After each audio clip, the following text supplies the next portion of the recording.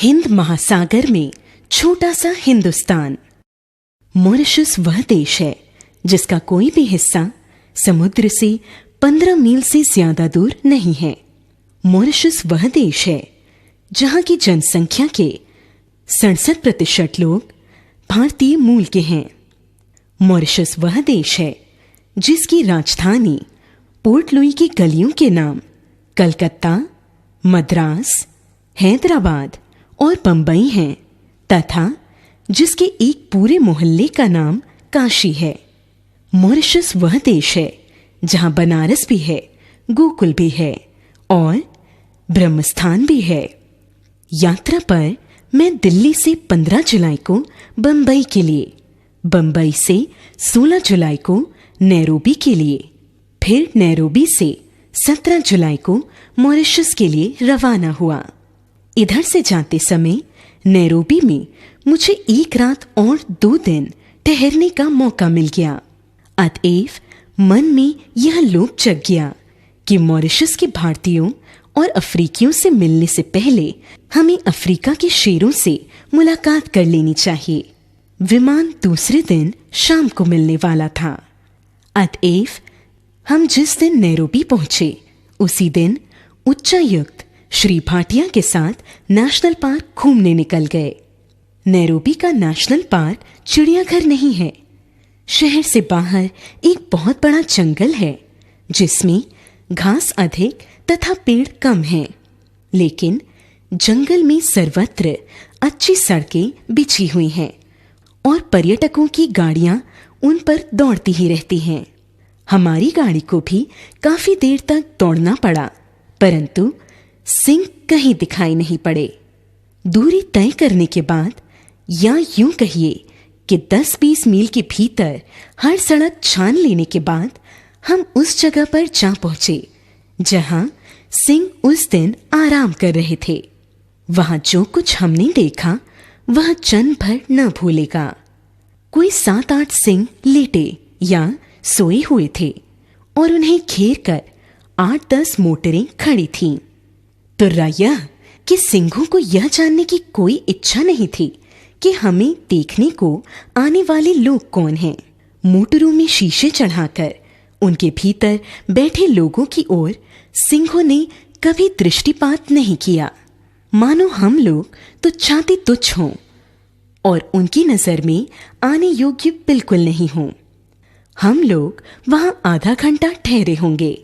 इस बीच एक सिंह ने उठकर जम्भाई ली, दूसरे ने देह तानी, तीसरे ने सोई हुई सिंहनियों की देह चाटी, मगर हमारी ओर किसी भी सिंह ने नजर नहीं उठाई।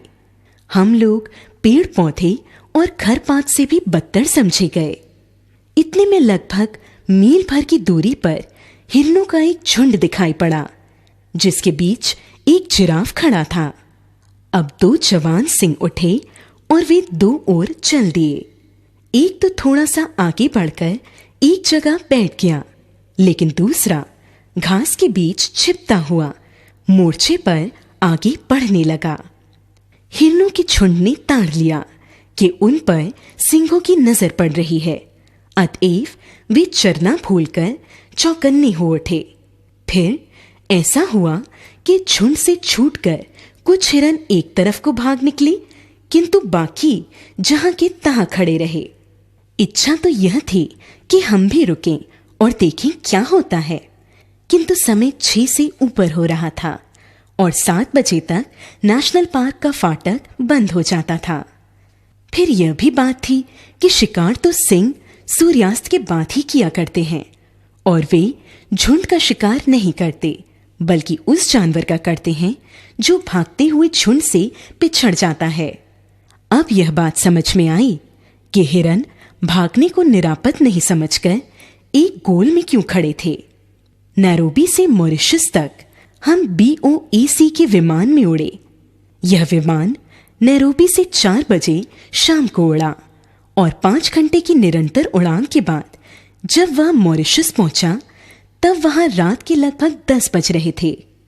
रात हो चुकी थी, अंधेरा था और पानी बरस रहा था, मगर तब भी हमारे स्वागत में काफी लोग खड़े थे।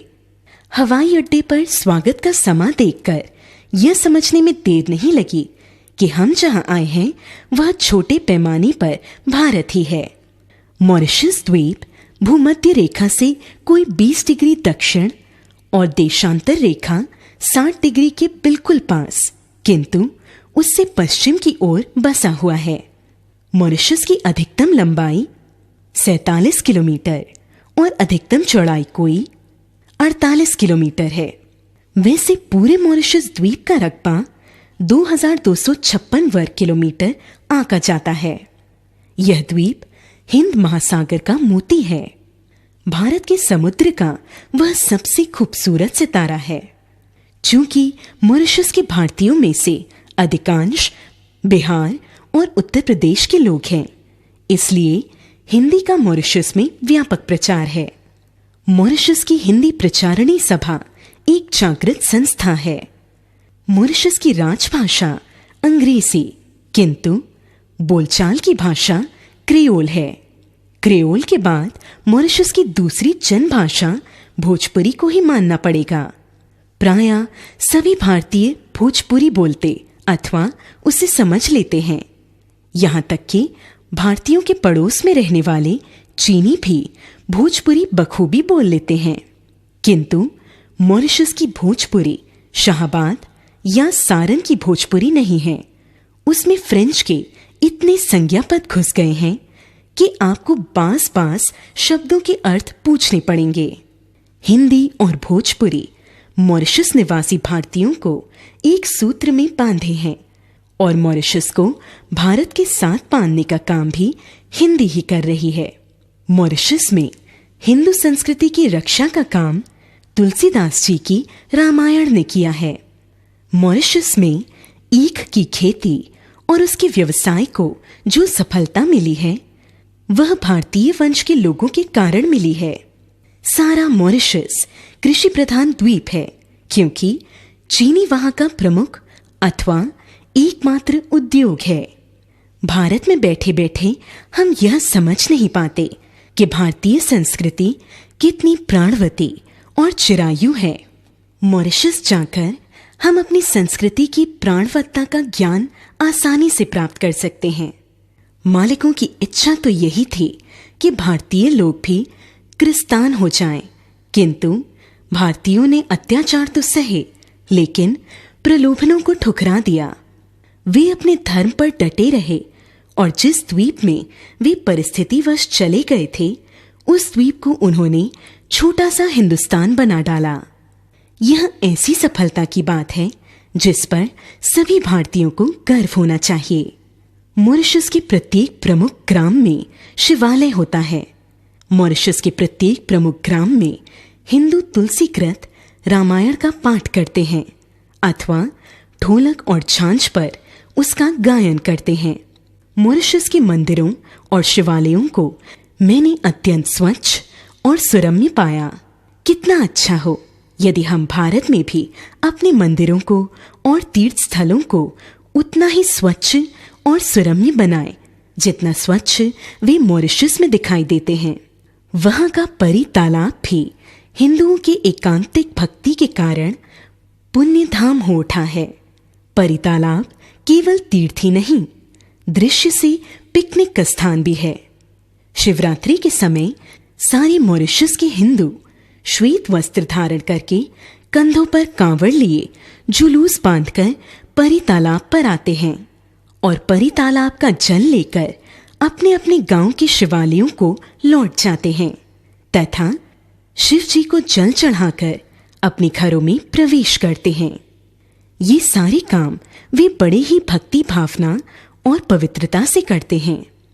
सभी वयस्क लोग उस दिन उजली धोती, उजली कमीज, उजली गांधी टोपी पहनते हैं। हाँ, बच्चे हाफ पैंट पहन सकते हैं, लेकिन गांधी टोपी उस दिन उन्हें भी पहननी पड़ती है। परी तालाब पर चलने वाला यह मेला मॉरिशस के प्रमुख आकर्षणों में से एक है और उसे देखने के लिए अन्य धर्मों के लोग भी काफी संख्या में आते हैं। रामधारी सिंह दिनकर।